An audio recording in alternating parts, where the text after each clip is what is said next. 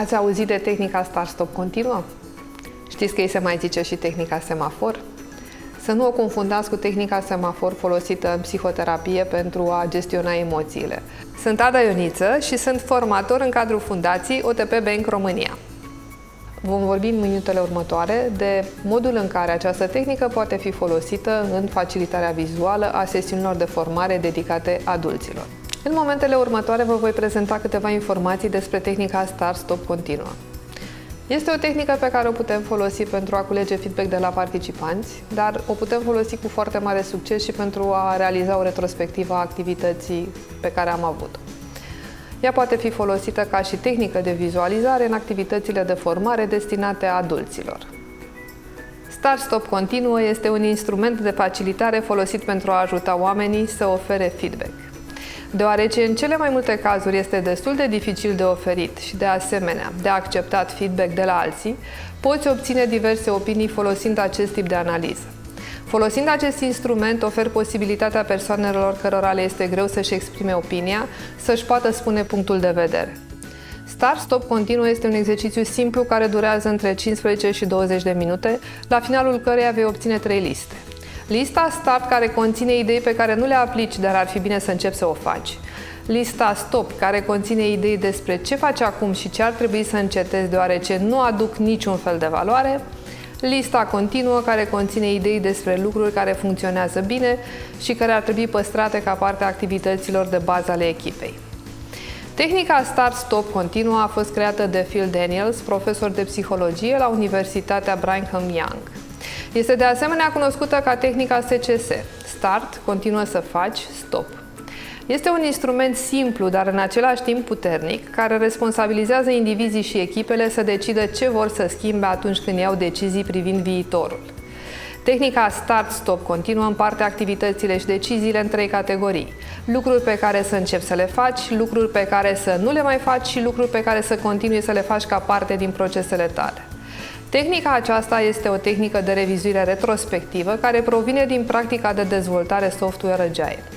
În Agile Sprints, echipa se adună la o întâlnire pentru a înțelege ce parte a procesului ar trebui continuată, ce pas să fie oprit și ce nou proces ar trebui să adopte echipa. Cel mai bun moment pentru a rula o retrospectivă Start-Stop Continuă este imediat după un ciclu, finalul unui proiect, sprint sau trimestru. Astfel de retrospective ale echipei sunt eficiente atunci când sunt realizate imediat ce ciclul s-a încheiat, astfel încât fiecare membru al echipei să aibă clar în minte ce a funcționat și ce nu. Această schemă este modalitatea vizuală de a aplica acest instrument. Retrospectiva Start-Stop Continuă permite fiecărui membru al echipei să-și revizuiască acțiunile din ultimul sprint și să decidă care dintre acestea trebuie continuate sau oprite. De asemenea, le permite membrilor echipei să identifice acțiuni noi pe care ar trebui să le introducă în activitate. Fiecare element are ca rezultat schimbarea comportamentului cu activități concrete. Beneficiile feedback-ului de tip Start-Stop Continuă sunt: structurează și clarifică elementele în 3 categorii simple, permite întregii echipe să revizuiască modul în care au decurs lucrurile atât la nivel individual cât și la nivel de echipă, identifică arii de îmbunătățire și experimentare, întărește obiceiurile bune și comportamentele pe care echipa trebuie să le continue, încurajează acțiunile în loc de acuzații sau plângeri. Pe de altă parte, există și o promovare a învățării continue și a îmbunătățirilor și poți folosi acest instrument atunci când ai un obiectiv sau decizie de luat și ți este necesar feedback-ul real pentru o mai bună înțelegere a obstacolelor, a nevoilor și a ceea ce funcționează bine, când îți dorești să primești feedback despre produsul tău legat de ce funcționează și ce nu, când vrei să analizezi feedback-ul proceselor interne și externe, când vrei să creezi analize ale clienților, partenerilor și finanțelor, pentru a trage o concluzie la finalul unei sesiuni de formare, când transpui conceptele teoretice învățate în viața reală, iar participanții decid ce acțiuni trebuie continuate, ce acțiuni vor fi oprite și ce acțiuni vor începe să facă. Pentru a efectua o sesiune Start-Stop Continuă cu echipa ta, e necesar să te pui în postura de facilitator al întâlnirii și să parcurgi următorii pași. Singura provocare este să menții onestitatea participanților și să te asiguri că se concentrează pe comportamente, nu pe intenții. Pe un perete sau whiteboard, creează 3 coloane și denumește-le Start, Stop și Continuă. Roagă fiecare participant să scrie într-un minut pe un post-it răspunsurile într-un mod practic la următoarea întrebare. Ce ar trebui să începem să facem? Repetă operațiunea pentru coloanele stop și continuă.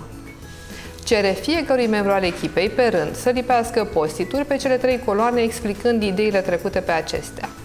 Grupează post-it-urile pe teme mari pe măsură ce ele apar. Elimină toate post-it-urile care conțin idei ce nu pot fi aplicate. Ar fi de ajutor dacă tu, în calitate de facilitator, ai da un exemplu grupului despre cum ar trebui făcute lucrurile. Alocă fiecărui membru al echipei 3 voturi pe care le vor distribui acțiunilor pe care și-ar dori să le vadă implementate. Fiecare membru este liber să aloce voturile așa cum dorește. Le poate aloca pe toate 3 unui post-it sau poate aloca câte un vot pentru 3 post-it-uri diferite. De asemenea, numărul de 3 voturi nu este obligatoriu, pot fi mai multe sau mai puține, cu condiția ca fiecare membru al echipei să aibă alocate același număr de voturi. Rezultatul pasului anterior ar trebui să fie o listă prioritizată a ceea ce echipa ta ar trebui să înceapă, să oprească sau să continue să facă. Înainte de a încheia sesiunea, asigură-te că fiecare acțiune are un responsabil și un termen limită, astfel încât să fie realizată în timp util. În cele din urmă, trimite pe mail tuturor membrilor echipei acțiunile agreate. Dacă ai suficient timp, poți facilita exercițiul în 2 etape. În prima etapă, fiecare participant reflectează asupra propriului comportament și în a doua etapă, fiecare participant reflectează asupra comportamentelor echipei. Acest model funcționează cel mai bine dacă îl repeți la intervale regulate, de exemplu săptămânal sau lunar. Astfel, puteți să vă îmbunătățiți continuu în timp. Când ții aceste întâlniri în mod regulat, acestea nu ar trebui să dureze mai puțin de 20 de minute. Poți folosi un șablon precum cel de mai jos sau platforme colaborative precum Conceboard, Miro, Smartsheet, ClickUp sau Monday. Principiul de bază al acestui instrument este să ofere oportunități de dialog sincer și de conectare între membrii echipei. Un mediu de lucru care utilizează acest instrument este asemenea unui sol fertil pentru cultivarea colaborării, a comunicării deschise și a îmbunătățirii performanței. În concluzie, acest instrument ajută echipele să identifice idei noi, pentru că metoda provoacă la noi moduri de a gândi procesele și abordările în activitate, te ajută să reflectezi asupra ceea ce a funcționat și nu a funcționat anterior. Echipele pot gândi în perspectivă și creativă asupra îmbunătățirii performanței, facilitează și integrează feedback-ul. O parte importantă a lucrării retrospective este să ofere timp și spațiu echipei pentru a-și împărtăși frustrările. În acest cadru, echipele pot reflecta asupra lucrurilor care nu funcționează, în același timp, pot fi încurajați să acorde feedback și să identifice direcții bune de care vor beneficia toți cei implicați. Prin acordarea de feedback onest asupra performanței individuale și de echipe, este încurajată asumarea și implicarea membrilor echipei. În mod ideal, fiecare membru al echipei este ascultat și echipa identifică terenul comun sub forma pașilor următori. Tips and tricks.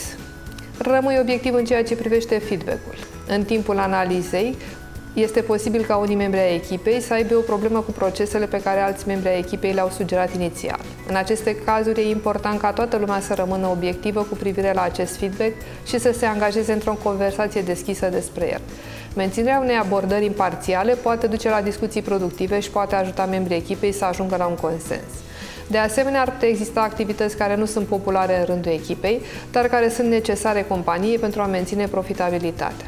Evidențierea valorii unei activități și oferirea de perspectivă pentru echipa ta poate fi un aspect vital al analizei.